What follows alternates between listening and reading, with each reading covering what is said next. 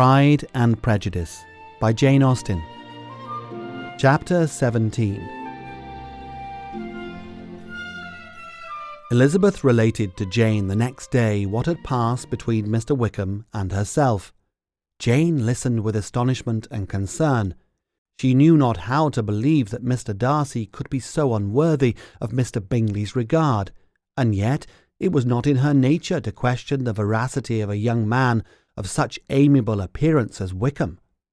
The possibility of his having endured such unkindness was enough to interest all her tender feelings, and nothing remained therefore to be done but to think well of them both, to defend the conduct of each, and to throw into the account of accident or mistake whatever could not be otherwise explained. "They have both," said she, "been deceived, I dare say, in some way or other, of which we can form no idea. Interested people have perhaps misrepresented each to the other. It is, in short, impossible for us to conjecture the causes or circumstances which may have alienated them without actual blame on either side." "Very true indeed. And now, my dear Jane, what have you got to say on behalf of the interested people who have probably been concerned in the business? Do you clear them too, or shall we be obliged to think ill of somebody?" "Laugh as much as you choose, but you will not laugh me out of my opinion. My dearest Lizzie, but do consider in what a disgraceful light it places Mr. Darcy. To be treating his father's favourite in such a manner, one whom his father had promised to provide for, it is impossible. No man of common humanity, no man who had any value for his character, could be capable of it. Can his most intimate friends be so excessively deceived in him? Oh no! I can much more easily believe Mr. Bingley's being imposed on than that Mr. Wickham should invent such a history of himself as he gave me last night. Names, facts, everything mentioned without ceremony. If it not be so, let Mr. Darcy contradict it. Besides, there was truth in his looks. It is difficult indeed. It is distressing. One does not know what to think." "I beg your pardon. One knows exactly what to think." But Jane could think with certainty on only one point, that Mr. Bingley, if he had been imposed on, would have much to suffer when the affair became public. The two young ladies were summoned from the shrubbery, where this conversation passed, by the arrival of the very persons of whom they had been speaking. Mr. Bingley and his sisters came to give their personal invitation for the long-expected ball at Netherfield, which was fixed for the following Tuesday. The two ladies were delighted to see their dear friend again, called it an age since they had met, and repeatedly asked what she had been doing with herself since their separation. To the rest of the family they paid little attention, avoiding Mrs. Bennet as much as possible, saying not much to Elizabeth, and nothing at all to the others.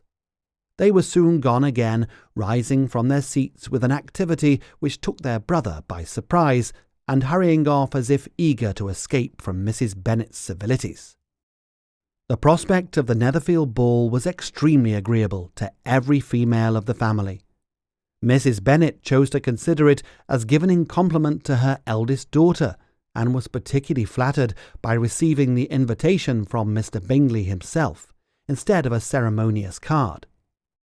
Jane pictured to herself a happy evening in the society of her two friends, and the attentions of their brother, and Elizabeth thought with pleasure of dancing a great deal with Mr. Wickham, and of seeing a confirmation of everything in Mr. Darcy's look and behaviour.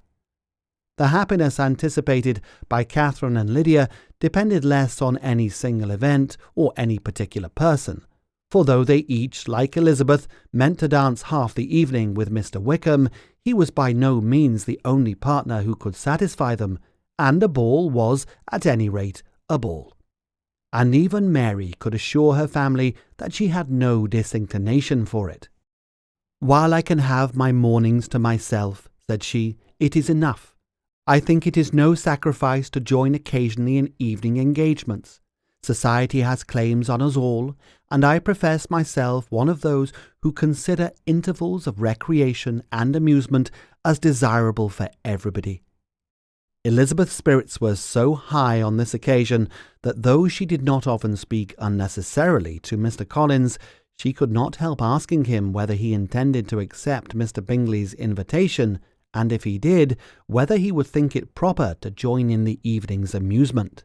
And she was rather surprised to find that he entertained no scruple whatever on that head, and was far from dreading a rebuke either from the Archbishop or Lady Catherine de Bourgh by venturing to dance. "I am by no means of the opinion, I assure you," said he, "that a ball of this kind, given by a young man of character to respectable people, can have any evil tendency. And I am so far from objecting to dancing myself, that I shall hope to be honoured with the hands of all my fair cousins in the course of the evening. And I take this opportunity of soliciting yours, Miss Elizabeth, for the first 2 dances especially, a preference which I trust my cousin Jane will attribute to the right cause, and not to any disrespect for her." Elizabeth felt herself completely taken in. She had fully proposed being engaged by Mr. Wickham for those very dances, and to have Mr. Collins instead, her liveliness had never been worse timed. There was no help for it, however.